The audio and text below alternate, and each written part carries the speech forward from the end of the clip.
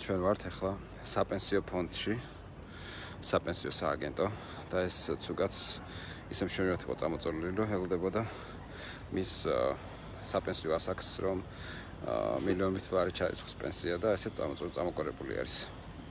ისევ სალიკოსთან ვარ და ჩვენ ვართ, როგორც გითხარით, საპენსიო ფონდში. სად არის საპენსიო ფონდი? ხო, აი, საპენსიო ფონდი. ესე იგი, ეს არის გაგრძელება დღევანდელი ვიდეოსი ეკონომიკის სამინისტროსთან. ვინაიდან საპენსიო ფონდი არის ალბათ ყველაზე რეალური, აი ეკონომისტის რო არ უნდა იყო, მათემატიკაშიც რო ორიანი გამოყოლოდათ, რომ მიხვდეთ, რომ ეს არის დიდი ტყუილი და ძალადობრივი ტყუილი, ანუ გვაძალადებენ, რომ ეს საპენსიო ფონდი უნდა შეიქმნას რეალურად და ჩვენ თანხებიდან ვრიცხოთ აქ. თქვენ კარგად იცით, რომ წინა წელს 18% იყო ლარის გაუფასურება. ეხლა ცოტა ხანში დაიწყება ლარის გაუფასურება, ანუ არჩევნებამდე მაქსიმალურად ინარჩუნებენ, რაც ასე ვთქვათ, წლის ბოლოსთვის შეიძლება არანაკლები იყოს რაც წინა წელს. ამიტომ რეალურად ჩვენ გველოდება 30 და 35 წლის შემდეგ, როცა ჩვენ მივახტევ საპენსიო ასაკს, გაკუპონებული, ანუ გაქაღალდებული ლარი. დღეობით ჩვენ გამოვითხოვეთ წერილი, სადაც გვაინტერესებდა როგორ აბანდებენ ისინი თანხას. ძალიან მარტივად.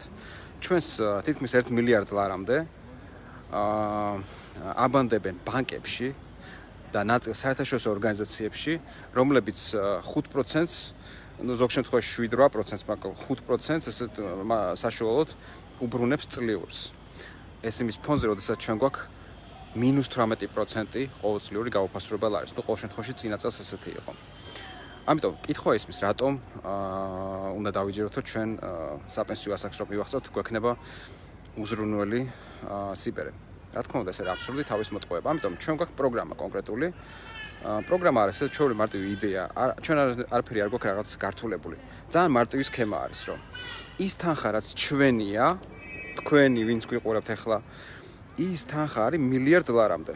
ყოველ წელს დაახლოებით 500-დან 800 მილიონამდე გროვდება ამ სქემით, ხო?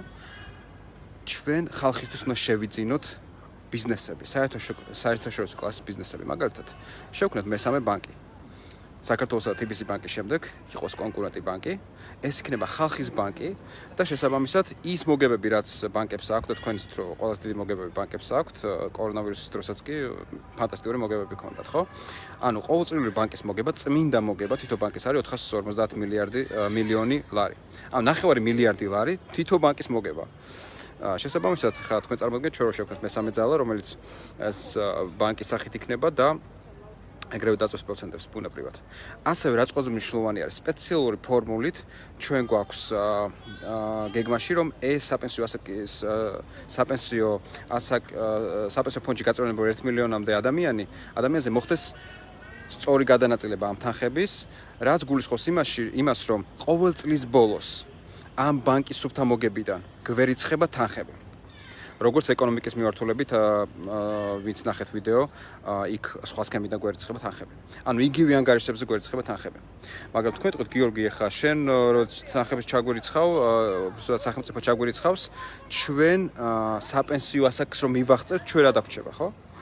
ანუ არ ჯობია რომ ეს თანხები დავაგროვოთ. ნახეთ, პირდაპირი მოგება ჩვენ გვექნება ჯიბეში ყოველ წლის ბოლოს. ამას დაემატება ის 0%-იანი გადასახადი, რომელსაც ჩვენ ვაცხადებთ სოფლიოში საუკეთესო საგაზღვო სისტემას და იქიდან ცალკე კომპანიებიდან შეგვექნება შემოსავალი, რომელიც ჩვენზე იქნება ისიც გაფორმებული წილს შეგვიყვანა ბიზნესები, ხო? თუმცა, ყველაზე მნიშვნელოვანი ის არის, რომ ჩვენ გვექნება აქციების სახით ამ ბანკის იმ პროპორციული აქციები იმ მომენტში, რაც როგორც გადანაწილდება, ასევე ბანკის გარდა ჩვენ შევიძინოთ ახალ კარტფულის ქსელს, რომელიც კონკურენციას გაუწევს კარტფულს. და ასე შემდეგ, ანუ ისეთ ბიზნესებს, რომელიც გარანტირებულად მოგებიანი არის და არა 5%-იან მარჟაზე, არამედ 50%-იან, 100%-იან, 200%-იან მარჟაზე მუშაობს. და შესაბამისად, ეს თანხები ჩვენ ეს ბიზნესები რომ განვითარდება, იმის აქციების ფასიც ხო განვითარდება და გაიზრდება. ამიტომ, როგორც კი საპენსიო ასაკს მივახცევთ, ჩვენ გვექნება საშუალება 2.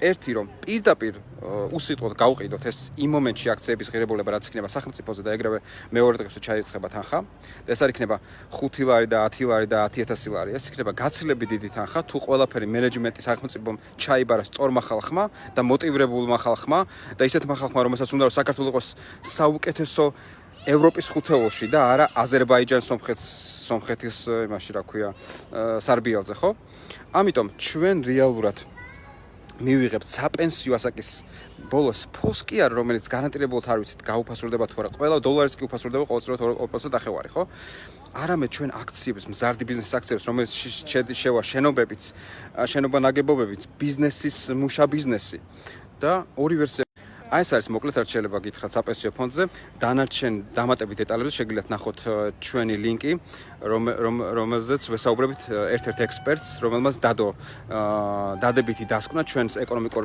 პროგრამაზე რომ ეს არის რეალობა თავარი არის სწორი ხალხი მოვიდეს დროებით მომავალ შეხვედრამდე